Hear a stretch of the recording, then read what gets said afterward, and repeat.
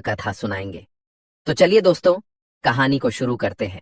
एक समय की बात है, देवी रुक्मणी भगवान श्री कृष्ण से कहती हैं, हे स्वामी, आज मैं आपसे छठ पूजा की कथा सुनना चाहती हूँ। मैं जानना चाहती हूँ कि यह छठ माता कौन है, इनका पूजन क्यों किया जाता है। हे स्वामी, मुझे छठ माता की कथा सुनाए। तब भगवान श्री कृष्ण कहते हैं, हे देवी, मैं आपको छठ माता की कथा अवश्य ही सुनाऊंगा। तब भगवान श्री कृष्ण कहते हैं, एक समय की बात है, किसी गांव में सौरभ नाम का एक सज्जन व्यक्ति अपनी बूढ़ी माँ और अपनी पत्नी बच्चे के साथ रहता था। सौरभ के घर में रहने खाने पीने की कोई कमी नहीं थी। सौरभ का परिवार बहुत ही सुख शांति से अपना जीवन व्यतीत कर रहा था। सौरभ की बूढ़ी माँ पूजा पाठ किया करती थी। बूढ़ी माँ छठ माता की सच्चे मन से पूजा अर्चना किया करती थी। वह हर साल छठ माता का व्रत किया करती थी।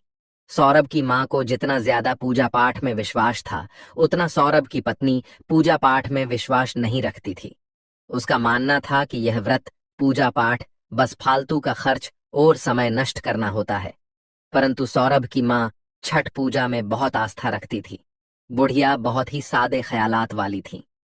एक बार जब कार्तिक मास की शुक्ल पक्ष की चतुर्थी आई, तो बूढ़ी माँ बहुत खुश थी, क्योंकि आज से छठ का 4 दिवसीय पावन त्योहार शुरू हो रहा था। वह बूढ़ी माँ अपने घर की साफ सफाई में लग गई। उसने अपने बेटे को आम की लकड़ी तथा पूजा की सभी सामग्री लाने के लिए बाजार भेज दिया। बुढ़िया माँ ने अपने बेटे की सलामती के लिए छठ का व्रत किया।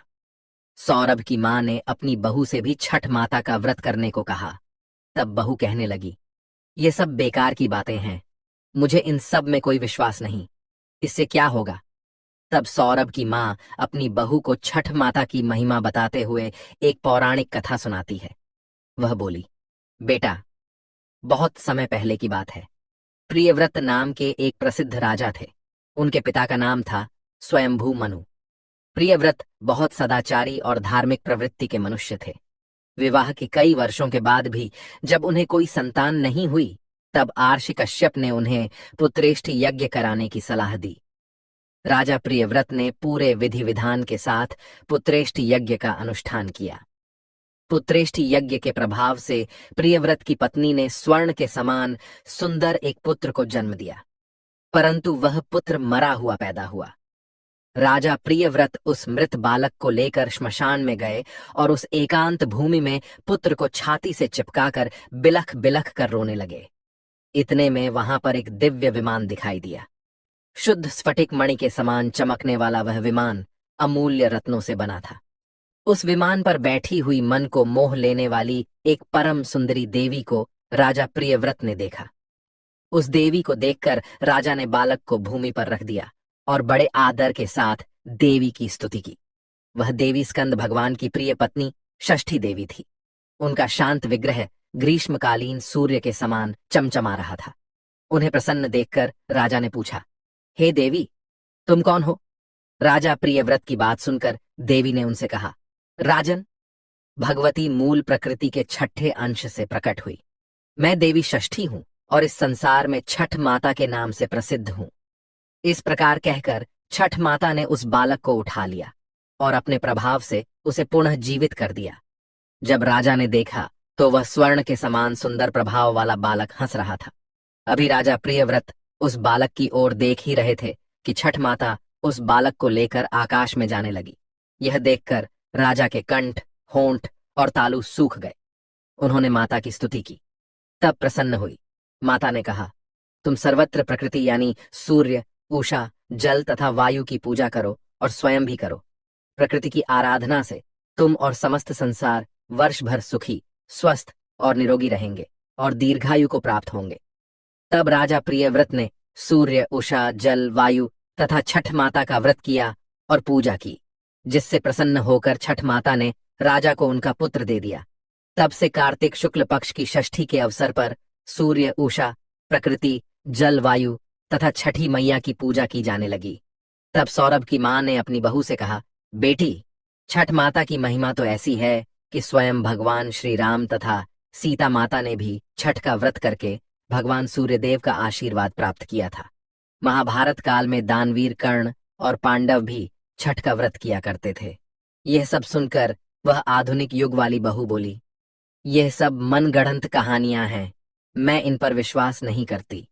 अपनी बहू के मुख से ऐसी बातें सुनकर सौरभ की माँ छठ माता से क्षमा मांगने लगी और बहू को फिर से समझाने की कोशिश करती है कि बेटी, हजारों सालों से चली आ रही इस परंपरा का मजाक मत उड़ाओ तथा तुम भी मेरे पोते की दीर्घायु के लिए छठ माता का पूजन करो। बहू ने अपनी सास की बातों को सुनकर भी अनसुना करके बहू वहां से चली गई। बूढ़ी अम्मा ने बड़ी श्रद्धा के साथ नहाए खाए का दिन किया और उधर बहू ने पूरा दिन घर के बाहर मौज मस्ती में बिता दिया।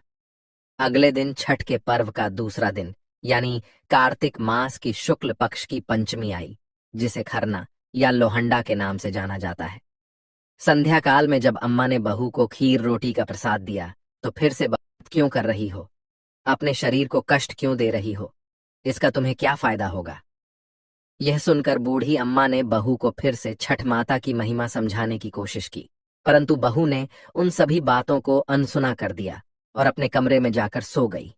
वैसे तो बूढ़ी माँ कई साल से अपनी बहू को छठ माता की महिमा बताने की कोशिश कर रही थी और हर साल उनकी बहू इसी प्रकार सुना अनसुना कर देती थी, परंतु इस बार न जाने क्यों अम्मा का दिल बहुत घबरा रहा था और वह बार बार छठ माता से प्रार्थना कर रही थी, माँ, यह बच्ची नादान है, इसे क्षमा करना।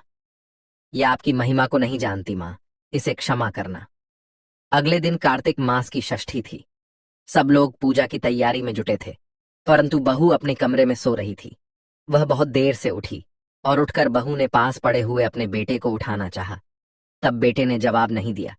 ये देखकर बहू बहुत घबरा गई और भागी भागी अपने पति और सास के पास गई और उन्हें यह सब बताया।